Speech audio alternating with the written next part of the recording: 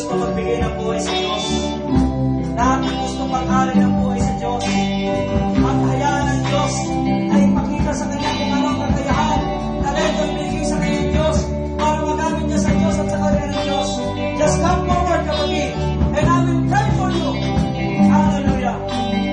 Just come forward to the altar of God.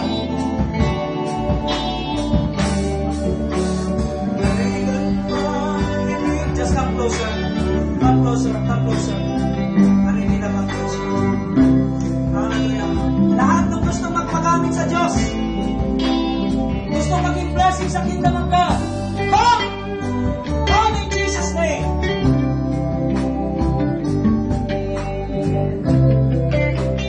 Hallelujah. Yes. Kailan pa ibibigay ang buhay lakas sa Kanya na nagbigay sa'yo ng buhay na wagas. Ang pangalan niya banal, kailan itatagyan. Kung wala na magkakataon, at tuloy na ang lahat. At kung ang araw mo, ang lakas mo'y lumipas na. Siya ay paglilingkuran. Kailan pa kaya ang piling mo sa Diyos? Kung hindi ngayon, kung hindi ngayon,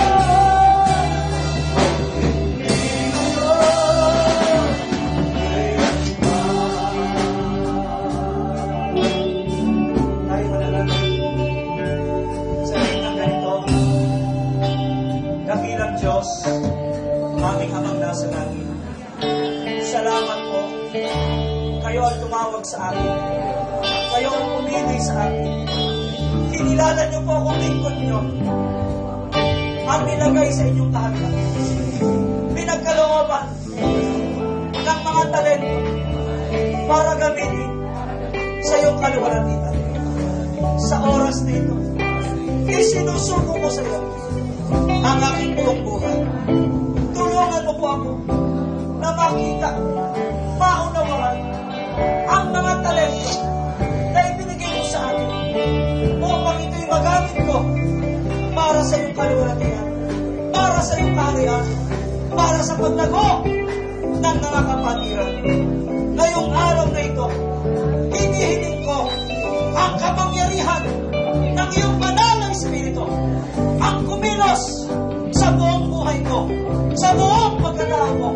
Magmula ngayon, ipinapahayag ko, I am very useful, I am very productive in the kingdom of God, for the glory of God.